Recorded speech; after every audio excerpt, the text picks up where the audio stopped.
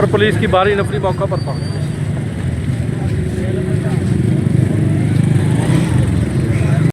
DSP साहब जिंदाबाद, DSP साहब जिंदाबाद, डीएसपी साहब जिंदाबाद, डीएसपी साहब जिंदाबाद। तोरो तोरो